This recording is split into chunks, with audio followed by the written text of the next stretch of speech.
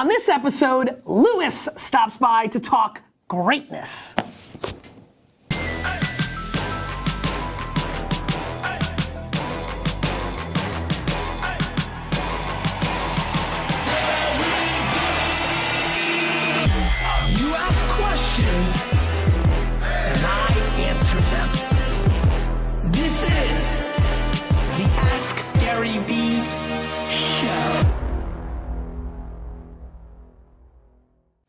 This is Gary Vaynerchuk, and this is episode 157 of the Ask Gary V Show. AKA, if you got a book, come on and hawk that shit on the show. First, my father-in-law, now my good buddy Lewis. Lewis, for the very few in the Vayner Nation that don't cross over and know who you already are, why don't you give a little bit of your spiel, and then India and whatever, we'll get into the show. Okay, a little bit about me? Yes. About me. I met this guy, how many years ago did I meet you? Maybe 7 years ago. Was it during the Crush It tour? 2009, 2008, 2009. And this guy inspired me to build a business and take it to a whole nother level. I was in a transition, I was sleeping on my sister's couch, I had a cast on, I broke my wrist playing professional football. And the amount of hustle that this guy had really inspired me to figure out what I wanted to do next with my life. So I spent a lot of time researching, finding mentors, studying, taking a lot of action, making a ton of mistakes, but learning along the way in the process of taking that action, and built a couple seven-figure businesses along the way, and then started a podcast, and that's where the book is coming from. The podcast seems to be the place where your brand took a different level, right? Like for me, from afar, you know, you were playing in the space of a lot of people trying to build personal brands and things of that nature, and how does one differentiate?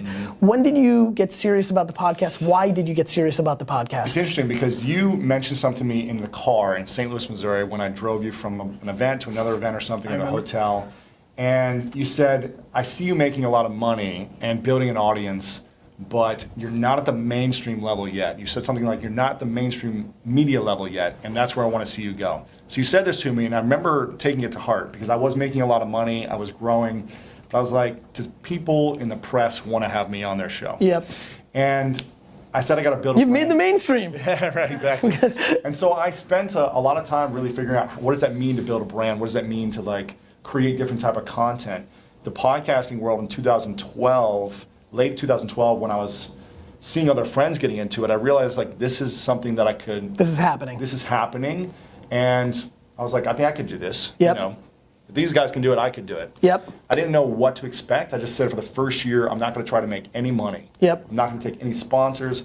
I'm just going to go and interview people, put out content. The best people I can find and give them my all. And so it's interesting, in March I come out with the Ask Gary V book. That's the play of your podcast into the book. What are you promising people that have listened to your podcast in this book that doesn't translate from the... Yeah, here's the thing, you know, I interview all these inspiring people, you know, you've been on the show and it's like we get these great lessons, we hear these stories, and that's great, but what are the actionable exercises and practices that we can use in our daily life to take that action and get the results? It's one thing to be inspired. Did you write this? Did you do it the way I do, where you have a ghostwriter and you audio it? Like a couple people that helped me, but a lot of interviewing back and forth, a lot of editing back and forth. Yep.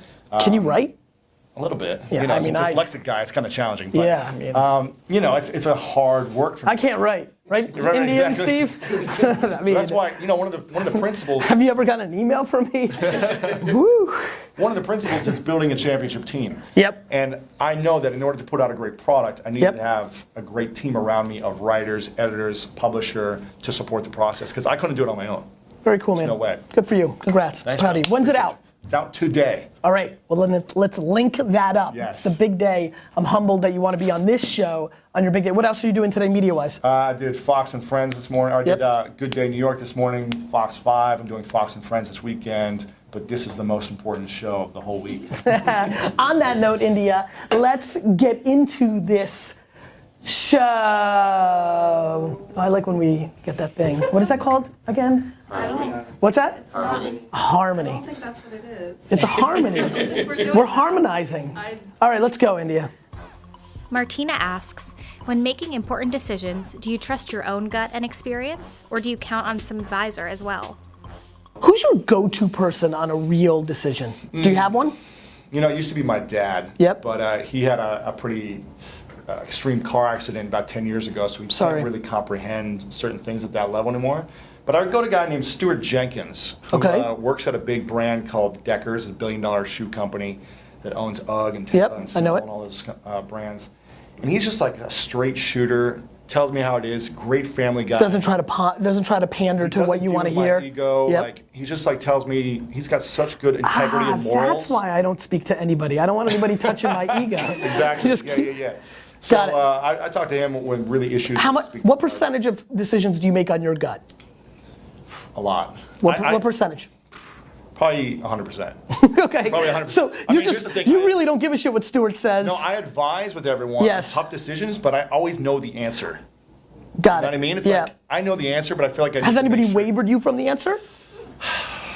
People have given me different opinions, but I always know, yes, they have. They have. They wavered me. Okay. And then I realized I shouldn't have taken that advice. So at times where you haven't gone with your gut and you've gone with people that you think have made it or other things, it hasn't paid off, so you're now defaulting as you're maturing into your own place. Yes. I mean, for me, I've always been that way.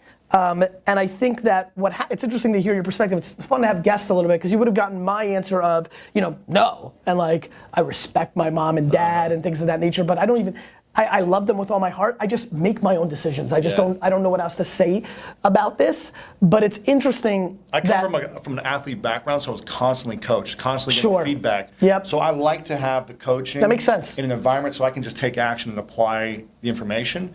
But a lot of the times I know the answer. It's just trusting myself. 100%. That makes a lot of sense. Yeah. I think the one thing as an actionable item from this show, taking the theme from your book, and we'll continue to act on it. I think you should really try, if you're watching this show, to try the opposite on the next decent side decision. As long as it's not a top 3 decision in your life, then do you. If it's a 4th biggest decision type of thing, try the other way as context. I may even try to, no, I can't. But, that didn't even last the sentence. But I think that would be interesting because I'm intrigued by you ending up in this place. My intuition is a lot of people end up in that place as they get older and older because at some level, you'd rather, for me, I'd rather go down my way. I like that to me is probably the thing. When you're making real decisions, there's upside and there's downside. That's why they're big decisions. If I'm gonna go down, I wanna go down because I screwed up. Like, not because somebody else gave me advice and it just didn't work out. That's just, All right, India. I think that segues really well into the next question. Oh, a lot of segueing going on. Gabriel asks, what is the best example in your life where your ego has gotten the best of you? How significant was it in retrospect? Well, this is great, right? Because you've already dropped ego. I almost called this the ego show. So, what was the question?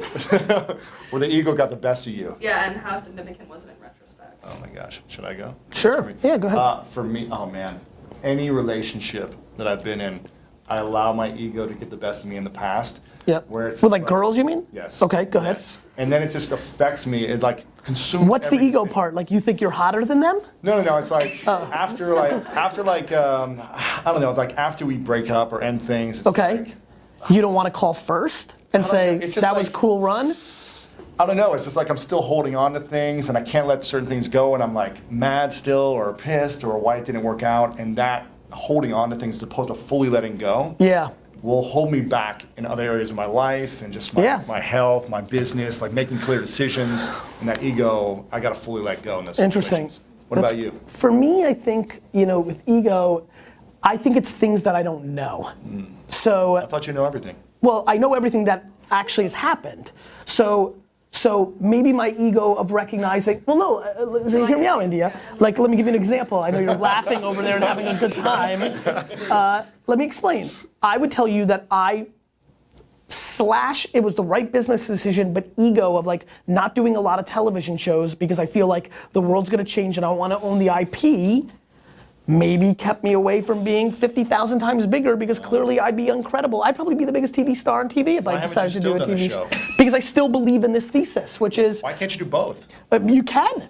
You can. What are you waiting for? I'm busy as shit here. I mean, what do you think's going on? Like, I'm busy. I'm like overwhelmed by just being in here. Oh, you're on one of the 3 floors of 4 offices. Like, there's a lot going on. Yeah. So I wonder if egos kept me away from mainstream media. You were just on Bloomberg this morning, right? Yeah, that's different than hosting Having a show. Yeah. You would be the biggest TV personality. I believe that, Louis. Say it again. India, you say You it too. would be the biggest TV personality in Yeah, I want the you to world. say it because I know you don't want to say it. No, I want you to say it. You would be so huge on television. No, see what she did? She hedged. Never be able to be on TV after you again. That was good. Cut that clip for me, D-Rock, for just a ringtone. I think there's been an enormous amount of things that have impacted me, predicated my ego. I just don't know what they are because they're the things that I didn't do versus the things that I did. The things that I've done with my ego, I know the outcomes, they've all been pretty damn positive. It's the things that that I'm passing on that I can never play out and know what would have happened. That's where my upside is on the table. Me being bigger financially, brand, happiness, opportunity, me being bigger is predicated on my no's, not my yeses.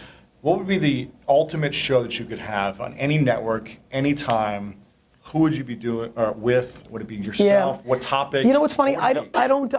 I've thought about that a lot and I don't think about it a lot, meaning I used to think about the format, what would I want to do? I'm so not in the mindset of having a TV show right now. I'm so enjoying this. I'm enjoying the way I'm going about marketing this and the white spaces and where the world's going and how over the top is changing the world. I mean, look, if I had a business show on Netflix, if Netflix came to me right now and said, we want to make you our business show, that'd be really tough to say no to. So I would say that because it's of the moment.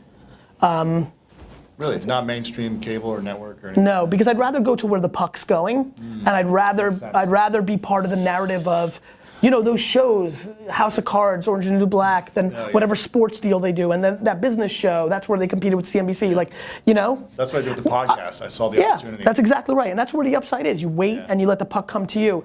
I would say CNBC and Bloomberg are interesting to me because it's just right down the pipe of business. Yeah. Like, but yeah, I can't get there. India? This one, we're both wearing all black today. Yeah, let's stand up and show everybody. I'm like really all black. Yeah, you really are. Are you? You're all black. Well, I have gray tights on. Yeah, well I'm black. Look at this, black socks. Look at this, black underwear. Wow. Yeah, I'm all black today. It's just really dark today. Super dark. Okay. Be matchy. Yeah, get in there. All right. B. B. B asks, how do you deal with losing a client? Just lost one and I'm mad as hell. Yeah, mad as hell is good. You know, I think mad as hell is appropriate. When I lose a client, the first thing that I think about is what did I do wrong? And then most of the time I have an answer. If I don't have an answer, I try to figure it out. But I'm pretty interesting when it comes to losing a client. I'm very much on to the next one. I, on the other hand, am very lucky. Listening to you was really interesting. I was sitting here and saying, my God, my ability to like dump and move on in any situation, relationships, business, it's the game for me. Yes. It's why I'm always in a good mood. Like, I literally sit on bad news and bad stuff for fractions of seconds. D-Rock shaking his head, right? And what about with intimate or personal relationships with friends or family? Now do you just say, screw you, I'm off to the next person? I haven't really lost anybody who I would call in my most inner circle. I've had relationships that have, like, my longest girlfriend relationships that ended were predicated on me sitting on it longer than I want. It was in my head for a long time anyway. So, yeah, I mean, I don't know. Like, I've been very blessed that somebody that meant the world to me hasn't decided to leave me. So that's one part of it. And the other part is I haven't, you know, outside of a couple long-term girlfriend relationships, I haven't parted from anything that's been in my inner core. In business, I've had to fire people I care a lot about, but I've come to a place where I recognize that I was doing more harm by keeping them here and giving them no growth here, Wine Library. So yeah, that's that. Anything that you want to add on that? No. All right, let's do it. Jarek. Oh, Jarek. I've been seeing Jarek show up a bunch. Oh, no. Hamilton. He's been popping up a bunch lately on my feed. Hey, what's going on, Gary Vee? My company got accepted really to be a chill. part of the Alpha program at Collision 2016 in New Orleans. I've never been to an event like this, so I'm not really sure what to prepare for or how to prepare for it. I was wondering, what would you do if you were in my shoes, if you were going to not necessarily look for money, but more looking to make contacts? I'd appreciate any information, any insights you might have on the situation. Thanks, Gary Vee. Jarek, really legit American flag waving so beautifully in the background. I did notice the Giants t-shirt, so I'm a little bit pissed with Jarek now. Lewis, any thoughts on that? I mean, I think, you wanted to establish your name in the marketing and business world. I assume you started going to a lot of events for the first time through the last half decade. Yes. How did you approach it? I remember when I was broke on my sister's couch, I took a Greyhound to one of my first events in 2008. It was in New York. It was like a sports film festival in Philly. And I took a Greyhound, and I had a suit jacket and a carry-on case. And I remember I had a hostel room that I got for like $17. Yep. Because I knew the value. I met a guy named Ben Sterner, who I think you know, who works out of here. He was like, you got to come to this event. You're going to meet a lot of powerful people that's going to help your business, your relationships, your brand. So I was like, I got to get there. I rented a hostel for $17 the first night. I walk in late at night, and there's throw up all over the ground. There's throw up all over the door, all over the bathroom, and 20 snoring European guys in the room. Yep. But I knew the value right when I got to this event, how important it was to connect with influencers and powerful individuals. Yep. And I stayed up all night with people and just built the relationships with them. It wasn't about being at the event, it was figuring out where people were going after the event and getting in with their friends and then creating friendships with people. I never talked about business or asked for advice. Yep. I just said, what's going on in your life? Yep. Like, how can we be buddy-buddy? Yep. And let's do thumb wrestling wars or whatever, like I did with you in 2009 or something. It's like, let's have fun as opposed to talk about the thing you don't want to talk about right now. To me, Jarek, I think it's a really good question, and I think that's right? I mean, I think at some level, if you're not meeting people, you're not hitting on your KPI. I think Lewis speaks to patience in a relationship. I think it really matters. Trying to throw around your business card or pitch your business is completely the opposite move. I mean, just to not cut you off, but to set an example, I mean, I've been essentially jabbing for 6 years with you. That's right. I've never asked for anything. I bought a shitload of these books. But I've never asked for anything except for this a book. blurb on the back. Yep. Which is a big deal because I don't like giving them out. Deal. And also, hey, can I come on the show? Yeah. And I bought a buy some books. Yes. Yeah, which is my own advice, right? I like talk about that a lot, which is like cash in all those chips when you've got your signature moment. Like you need this to do well. It's another watershed moment in your career. But for, what's the guy's name again? Jarek. For Jarek, I would not ask anyone for support or help right now. I would just say, how can I give to that person? Listening to Lewis's narrative, Jarek, I think one of the biggest things that people make mistakes for is they go for short-term nickels and dimes instead of long-term dollars, right? So if you find the more important the person you encounter in New Orleans, the more you should not ask for anything. Too many times, I mean, the amount of people that roll up on me, I have no idea who they are, and they want $100,000 from me because they're gonna help me buy the jets, is pretty intense. Like there's no context, it's not the right move. Now, again, back to his story. Go sleep with 20 snoring throw-up dudes for $17 if you've got a practical financial problem. Have the humility to go sleep on your sister's couch if you have a financial problem. If your financial problem needs to be solved by you going to the most important people on first impact and asking for $25,000, you've put yourself in a bad position. So I think what you need to do is put yourself in a position where you put no pressure on yourself to close at this event, but build at this event. Yeah, and look at the long term. Think of relationships for 5 years down the line. 100%. India? Last one from Adam. Will privacy, sorry, I was thinking. Am I freaking you out? No, it's good. I'm kind of used to it. Will privacy related. Well, you said privacy, like when. Adam asks, will privacy-related issues be the ultimate Achilles heel for social networks, including Facebook? I'll jump in here. The answer is no, because there's a pendulum swing. The reason Snapchat grew was because it was a safer place, a place that stuff would disappear. I actually think the next wave is going to be, I think there'll be more closed over the next decade. You got Cyberdust, Cubes thing, like you've got Snapchat. I think there's more room for that. I think there'll be another one or two. I think the reason WhatsApp and other things of that nature, messaging apps are doing well is in theory to people, it's closed by comparison. But I think actually in the long term, 10, 12, 8, 10, 12 years from now, there'll be another push back to open. It's generational, right? It's like fashion, right? Like it's like it goes through ebbs and flows. Like as a matter of fact, with everybody being so kind of hipster and the way everybody is now, the other day I was thinking, I was like, crap, I wonder where we're gonna, like, when are we gonna go conservative again? Like when everybody got the Friends haircut and like I'm curious, like, and I was thinking about like grunge, which was crazy weird. Anyway, it made me think about that, and that's how I think about social networks. Like this is the mood of a generation. The 60s are different than the 70s and the 80s and 90s and 2000s. I definitely think people will freak out about privacy. I think Ashley Madison is a proxy to other things. Like, just imagine now all of us, if all of our information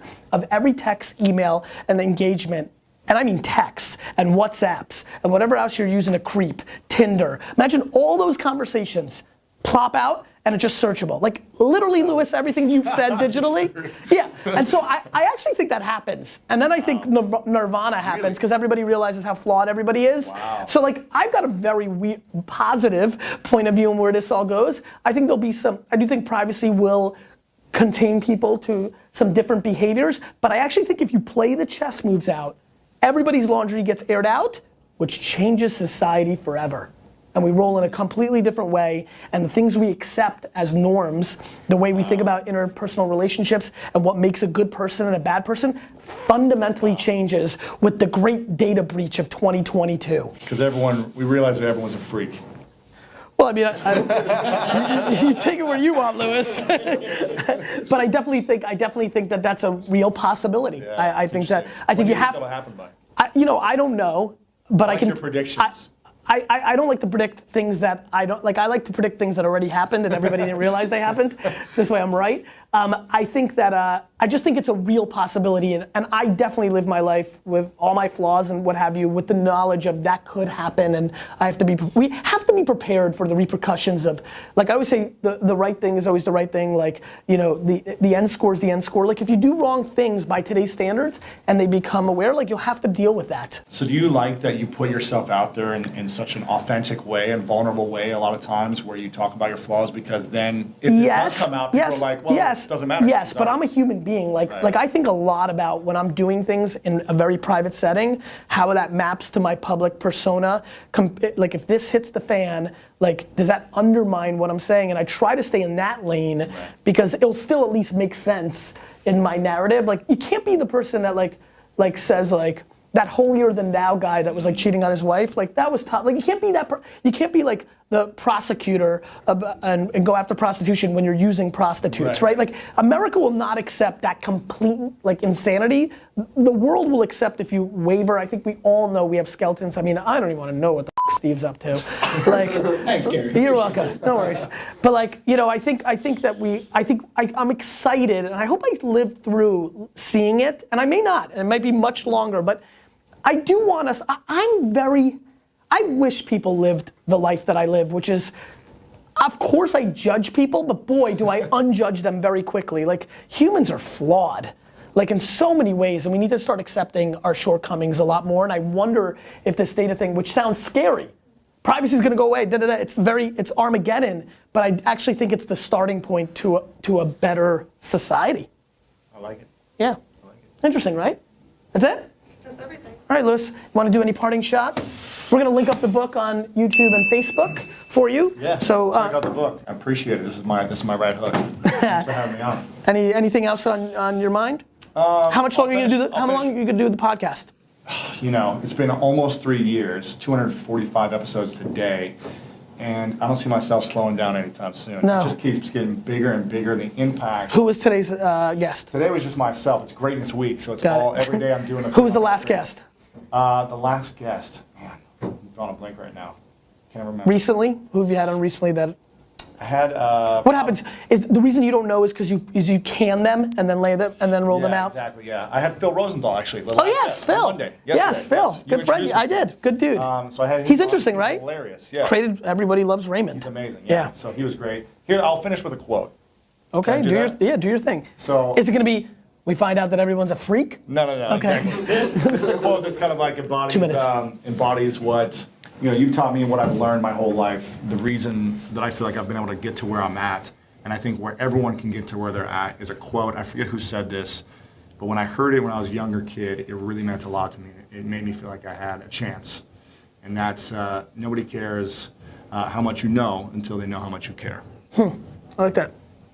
My favorite quote is JETS, Jets, Jets, Jets. Is that appropriate? I like it. Thank you, brother. Thanks, man. Good luck. Appreciate you. You keep asking questions, we'll keep answering them.